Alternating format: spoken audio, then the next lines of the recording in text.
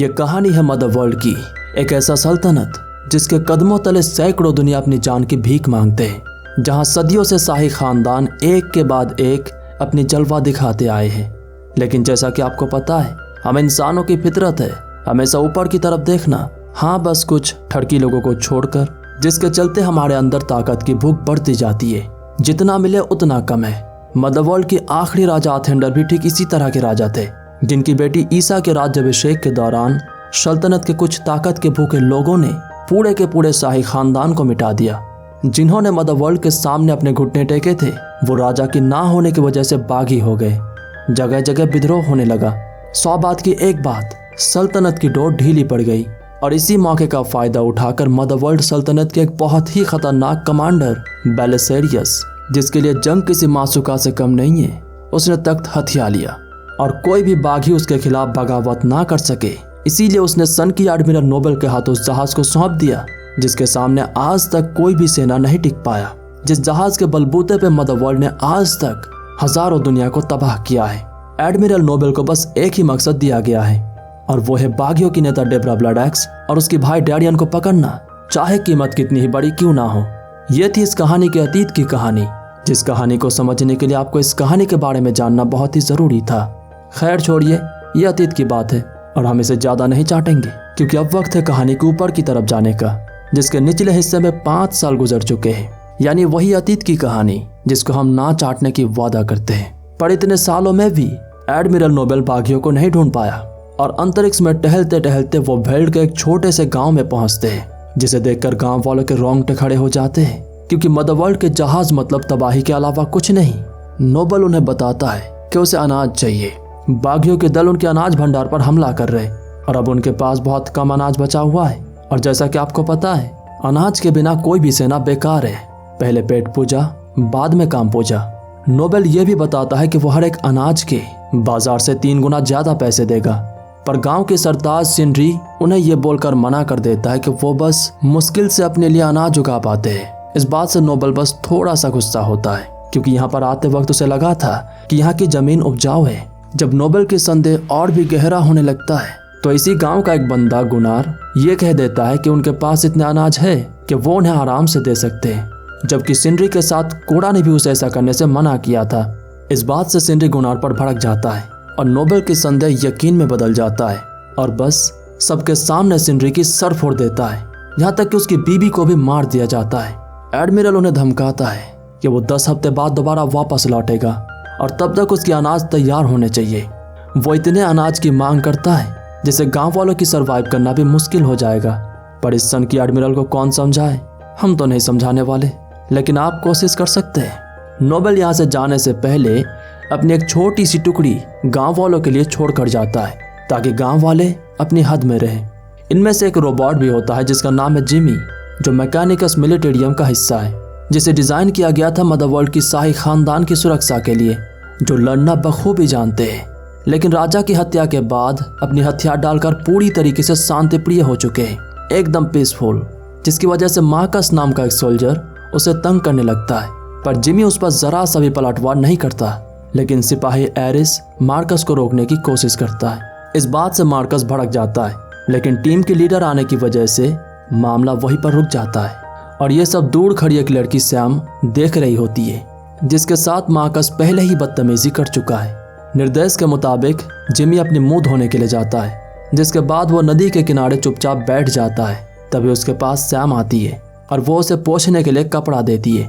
यहाँ पर जिमी उसे प्रिंसेस ईसा के बारे में बताता है, क्योंकि सैम को देखकर उसे प्रिंसेस ईसा की याद आ रही है, जो इतनी ज्यादा दयालु थी कि उन्हें लगा था कि जब प्रिंसेस ईसा मदर वर्ल्ड सल्तनत को संभालेगी तो पूरी दुनिया में शांति ही शांति होगी। लेकिन अफसोस की बात है कि उन्हीं के राज्याभिषेक के दौरान उनके साथ उनके माता पिता को भी मार दिया गया। अच्छा, एक और बात है किंग आथेंडर की हत्या से जुड़ी। दरअसल किंग आथेंडर मदर वर्ल्ड सल्तनत के अपने पिछले राजाओं की तरह बहुत ही ज्यादा खतरनाक थे, बस दुनिया जीतना जानते थे। लेकिन प्रिंसेस ईसा के जन्म के बाद वो उसकी उदारता से प्रभावित हो गए और वो भी अपनी बेटी की तरह बिल्कुल दयालु होने लगे। लेकिन इस बात से सल्तनत के जो ताकत के भूखे लोग थे, जो बस मारना काटना जानते थे, उन्हें ये बात रास नहीं आई। जिन पर राजा सबसे ज्यादा भरोसा करते थे उन्होंने ही ईसा के राज्याभिषेक के दौरान पूरे शाही खानदान को बहुत ही बेरहमी से मार दिया, जिसमें बेलिसेरियस का बहुत बड़ा हाथ है, वरना वो अचानक तख्त पर नहीं बैठ सकता था।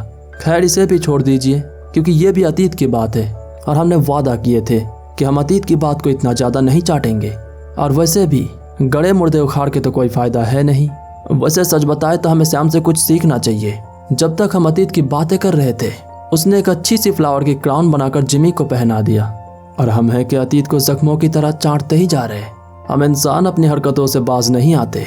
जैसे कि आप गुनार को देखिए, उसे मना किया गया था फसल के बारे में बताने को, लेकिन फिर भी उसने बताया और किसी की जान चली गई। पर फिर भी गांव वाले उन्हें फसल देने के लिए तैयार हो जाते हैं, क्योंकि वो मदर वर्ल्ड के लोग हैं। उनके खिलाफ बात करना मतलब मौत को दावत देने जैसा है।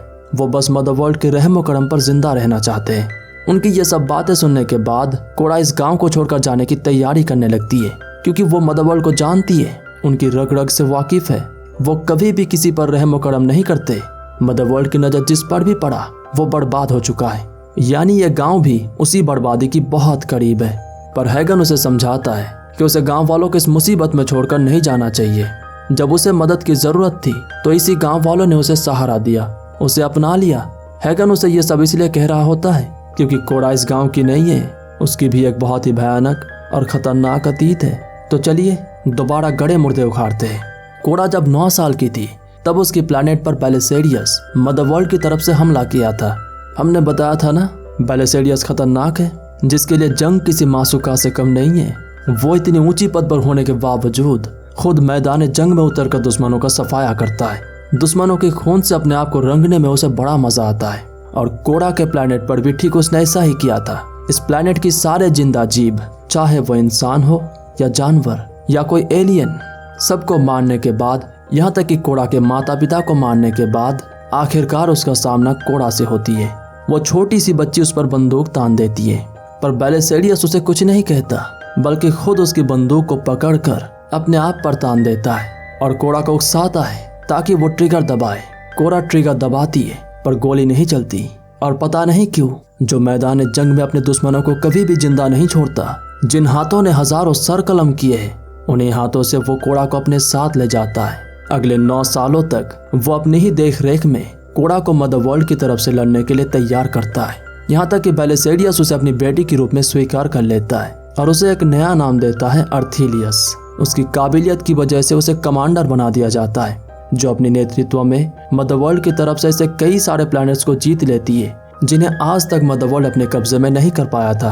अगले कई सालों तक वो उसी झंडे के नीचे लड़ती रही जिस झंडे ने उसके अपनों को छीना था। लड़ने की काबिलियत की वजह से उसकी रैंक और भी ज्यादा हाई हो जाती है। बेलिसेरियस के कहने पर राजा अथेंडर उसे अपनी बेटी की सुरक्षा के लिए भेज देते हैं। इसी दौरान वो प्रिंसेस ईसा के हाथों एक मरी हुई पक्षी को जिंदा होते हुए देख चुकी है, जिसे बिना देखे यकीन कर पाना बहुत मुश्किल है, लेकिन वो उसकी सुरक्षा करने में नाकामयाब हो गई। और हो सकता है उसने बेलिसेरियस के खिलाफ जंग भी की होगी, जिसकी वजह से उसे एक और नाम दिया गया है, द स्कार गिवर, यानी घाव देने वाली। पर पता नहीं कैसे वो बेल्ट के आसपास एक जहाज के मलबे में पड़ी हुई थी, जिसे हैगन ने सहारा दिया। यहाँ तक कि गांव वालों ने भी उसे अपना लिया, लेकिन वो गांव वालों के लिए लड़ना नहीं चाहती, क्योंकि अगर वो ऐसा करती है तो गांव वालों के अंदर उम्मीद जागेगी, जिससे वो भी लड़ने की कोशिश करेंगे और बस मदर वर्ल्ड के हाथों बेमौत मारे जाएंगे।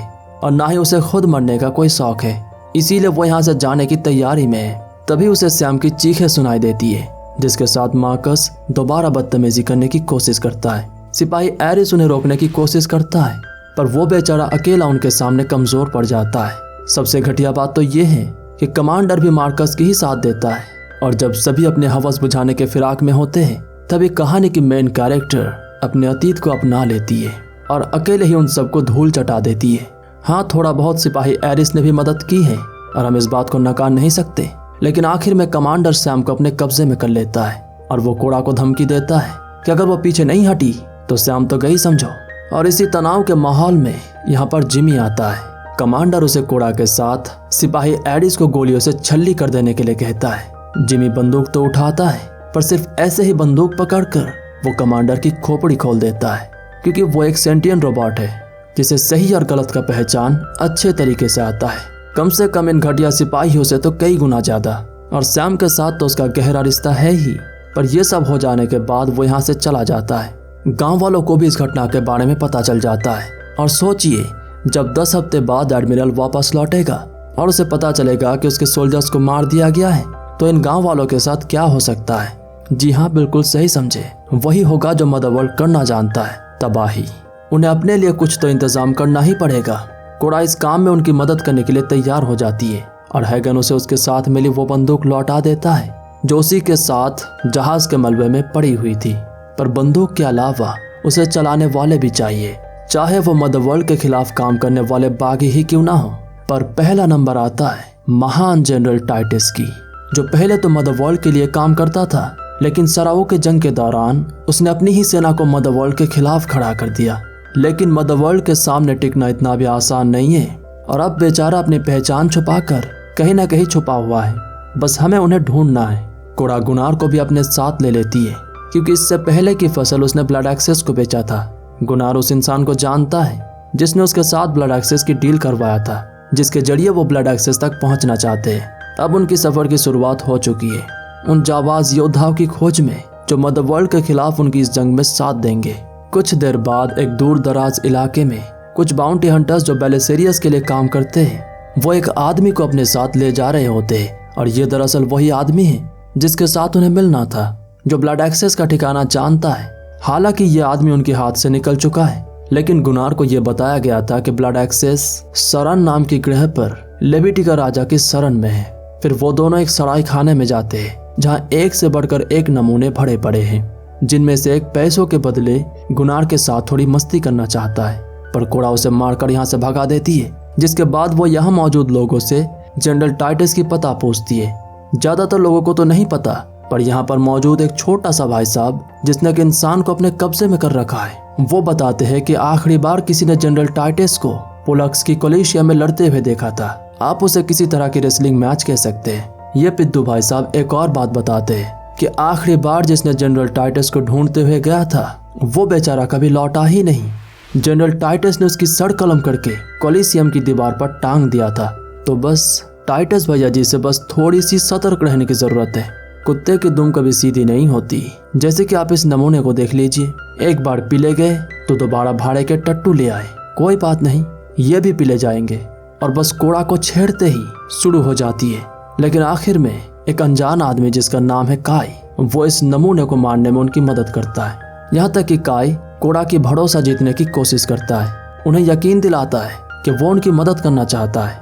पोलक्स जाने के लिए उन्हें जहाज चाहिए ना, और ये आदमी स्मगलिंग किया करता है जिसके पास एक जहाज भी है, और वो अपना जहाज उन्हें देने के लिए बिल्कुल तैयार है। बस हाँ कहने की देरी है। कोड़ा उस पर भरोसा करके उसके जहाज पर चली आती है। काई उन्हें बताता है कि उन्हें पोलक्स जाने से पहले न्यू वुडी जाना होगा, जहाँ एक जमींदार के पास टैरक नाम का एक बंदा है जो उनके काम आ सकता है। और कुछ ही घंटे बाद वो न्यू वुडी में होते हैं। टैरक से मिलकर वो उसे अपनी पूरी मकसद बताते हैं कि वो मदरवर्ल्ड के खिलाफ कुछ जाबाजों को इकट्ठा कर रहे हैं। अगर वो उनकी साथ दे तो उन्हें बड़ी खुशी होगी। लेकिन टैरक के ऊपर बहुत कर्ज है जिसे चुकाना उसका फर्ज है, लेकिन किसी के पास इतने पैसे नहीं होते कि वो उसे छुड़ा सके।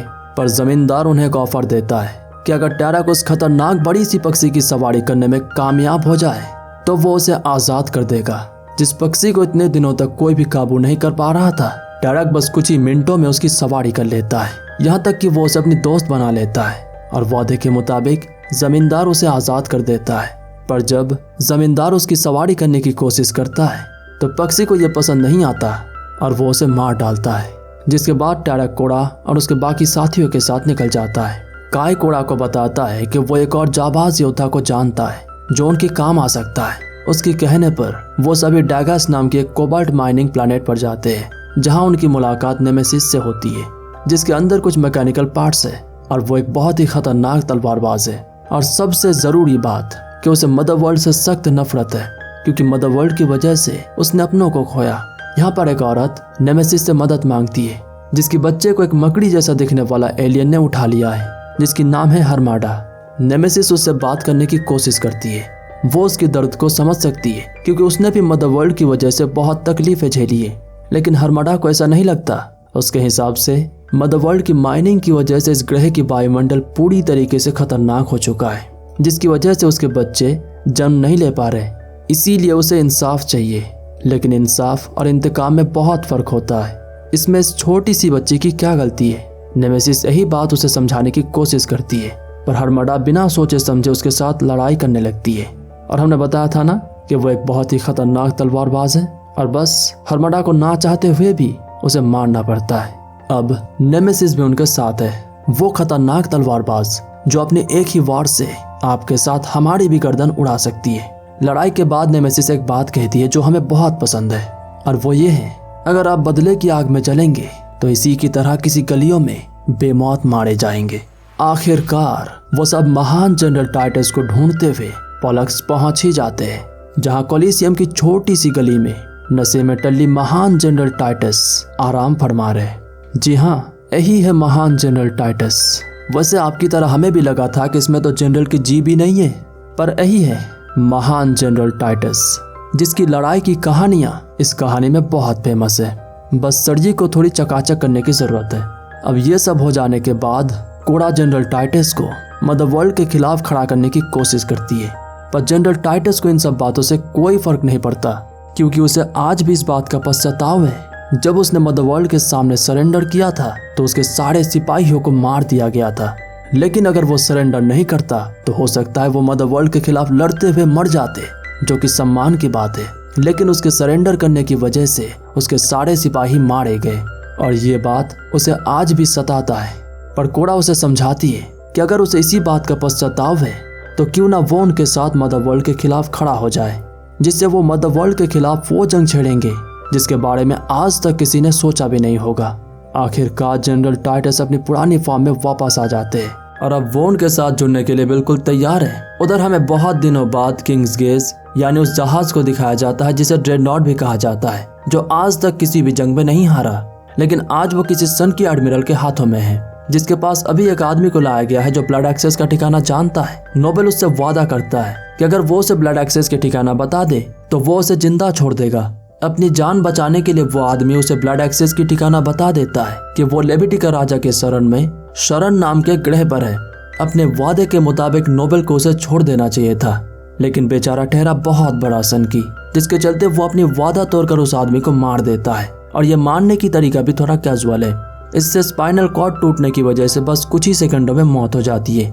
इधर कोड़ा अपने साथियों के साथ शरण ग्रह पर आती है, और आखिरकार उनकी मुलाकात उनसे होती है जिनकी तलाश एडमिरल अटिकस नोबेल को कई सालों से है, यानी बागियों की नेता डेब्रा ब्लैडएक्स और उसके भाई डैरियन ब्लैडएक्स। कोड़ा उन्हें पूरी बात समझाती है कि कैसे एडमिरल अटिकस नोबेल उनके गांव पर कहर बरसा सकता है, लेकिन अगर वो उनके साथ दे तो हो सकता है वो अपनी गांव को बचा ले। और बात सिर्फ यही नहीं है, उन्हें उनकी मदद की सख्त जरूरत है।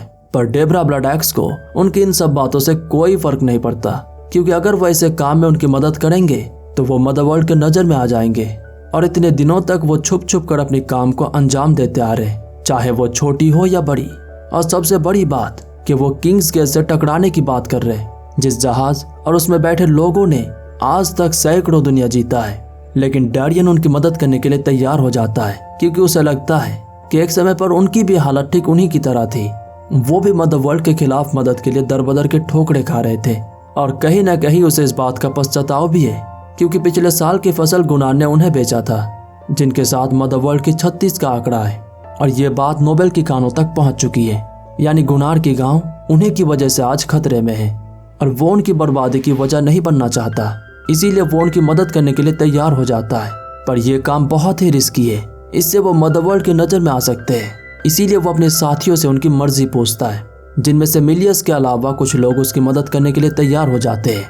डैरियन अपनी बहन को बाकी साथियों के साथ इस ग्रह को छोड़कर चले जाने के लिए कहता है, इससे पहले कि नोबेल उन तक पहुंच जाए, क्योंकि अगर एक गुनार जैसा किसान उन्हें ढूंढ सकता है फिर तो नोबेल उन तक पहुंचता ही होगा। डैरियन अपने साथियों को लेकर कोड़ा और उसके बाकी क्रांतिकारी साथियों के साथ शामिल हो जाता है। इधर काय कोड़ा से बहुत ही मीठी मीठी बातें करता है, जैसे कि अब वो भी उनके लिए लड़ना चाहता है, जबकि पहले उसके ऐसा कोई इरादा नहीं था। उसका कहना है कि वो अपने स्मगलिंग की जिंदगी छोड़कर आगे बढ़ना चाहता है, लेकिन बस एक ही दिक्कत है, उसे आखिरी बार इन सामान को जो इस जहाज में है वो गॉन्डिवल में डिलीवरी करना होगा। उसके बाद वो इन काले धंधों से आज़ाद है। तो चलिए गॉन्डिवल की तरफ, दिक्कत क्या है।